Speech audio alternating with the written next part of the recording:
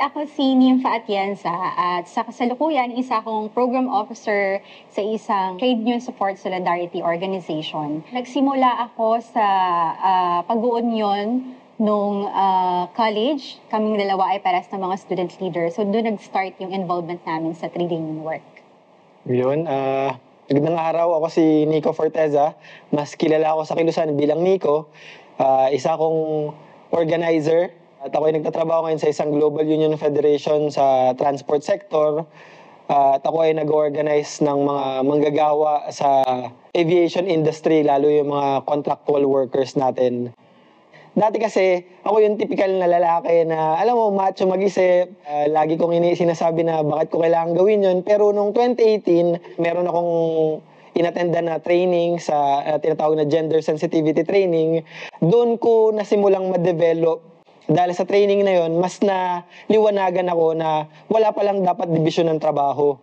So dapat lahat ng ginagawa ng kababaihan at ginagawa ng kalalakihan ay ginagawa parehas. Hindi lang sa loob ng bahay, kundi pati sa labas ng bahay. So yun yung parang naging simula namin. So yun, nag-agree ako doon kasi yung gender sensitivity training na yon, yun yung life-changing para sa kanya. At nag-open din yun ng opportunities para sa aming dalawa para mas makita kung gaano kalaki yung role ng isang lalaki doon sa struggle ng mga kababaihan para ma-liberate siya from domestic work. So, nung pa lang, parang mag-boyfriend-girlfriend pa lang kami, talagang very evident na napaka macho, patriarchal pagdating sa mga decision makings. Pero dahil nga dun sa training na yon na napakalaking contribution sa aming dalawa as partners, nung nag-move in na kami, tapos nakita namin yung strengths ng bawat isa na siya yung mas kusina, mas siya yung nagluluto, mas siya yung errands, mas siya yung namamalengke. Yung mga typical na dapat roles ng mga kababaihan as socially constructed, ginagawa niya yon. So yung mga bagay na hindi niya kayang gawin, yun yung ginagawa ko. Mas na-realize ko na lang siya talaga nung nagsasama na kami. Na pag nasa isang bahay kayo, kung yung partner mo ay mulat din, kung yung partner mo ay nag-share ng kanyang responsibility sa household, hindi lang sa household pero sa maraming mga bagay, doon ko na-realize kung gaano kahalaga yung shared responsibility.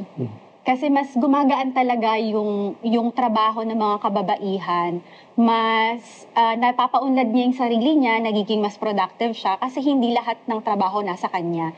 Ibig sabihin, meron siyang opportunity to grow, opportunity para mas paunlad rin yung sarili niya nang hindi siya nababagabag sa ibang mga trabaho na normally ay naka-assign para sa mga kababaihan. So, siguro ay sobrang laking tulong nun nung parehas naming na-realize na mas magaan ang buhay ng bawat isa kapag shared yung responsibility para sa mga kapwa namin na partners, mag-asawa, at sa tingin ko sa mga nagbabalak din na magsama sa isang bubong dahil naniniwala kami na yung pagsasama ay isa siyang malaking desisyon sa buhay ng mag-partner. So hindi siya basta-basta. Siguro mahalaga na yung shared responsibility, napaka-importante nun. At yung pag-acknowledge ng partner mong lalaki doon sa sitwasyon ng mga kababaihan, yung pag-acknowledge niya ng struggle ng mga kababaihan, yung pag-acknowledge niya na multiple burden ang mga kababaihan. At dahil for the longest time, siya yung privilege, siya yung mas empowered, kailangan niyang i-share yung power na yun doon sa kanyang partner, sa mga kababaihan. Kasi tingin kong number one factor para maging magaan yung pagsasama ay yung understanding ng kalalakihan sa mga kababaihan. Kasi ko dun yun yung parang entry point Kapag na-realize nyo na lalaki na kailangang kabahagi siya nung gawain, kabahagi siya nung domestic work, kabahagi siya ng pagpapaunlad ng kalagayan ng mga kababaihan. Siguro doon nag-uumpisa lahat para mas maging magaan yung pagsasama at para hindi naiiwan yung responsibilidad ng domestic work lamang sa mga kababaihan. Kung ang mga kalalakihan ay nagbabawas ng kanilang kapangyarihan at ito ay sinishare sa mga kababaihan para magkaroon ng empowerment yung kanilang partner, ay napakalaking bagay nun. Yeah. Sa akin naman siguro ang mensahe ko lang sa specific para sa mga lalaki na ang pagpapamilya ay hindi naman binabase lahat sa kung sino yung mas malaki ang kita dahil alam natin sa ekonomiyang estado ng bansa natin, karamihan ng mga kalalakihan sila may mas malalaking sweldo. Kadalasan, pag malaki yung sweldo mo, ikaw yung parang mas nakakalamang sa asawa mong babae na dapat ako yung magdedesisyon para sa kanya kasi ako yung may malaking sweldo. Pero sana ma-realize din natin na lalo kung ang mga asawa ay walang trabaho, nasa bahay lamang, na ang kanilang reproductive work na ginagawa ay higit pa sa 8 oras na trabaho na wala namang bayad. So hindi lahat ng bagay na ginagawa sa isang pamilya ay sukatan ay kung ano yung kinikita mo. Kaya dapat matuto rin tayo na tingnan na ang value ng reproductive work lalo sa mag-asawa, sa buhay magpamilya.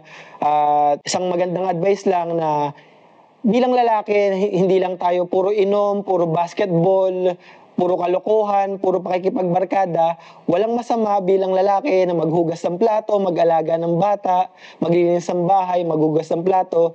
At ito ay hindi nakakababa bilang isang lalaki. Ito ay nakakatulong pa nga para mas mapasaya yung mga asawa natin o mga partner natin na mapakita na hindi lang sila yung kayang gumawa ng ganung bagay, kundi kaya din natin gampanan yung mga ganung responsibilidad na dapat naman talaga ay ginagawa natin in the first place. Ayun lang.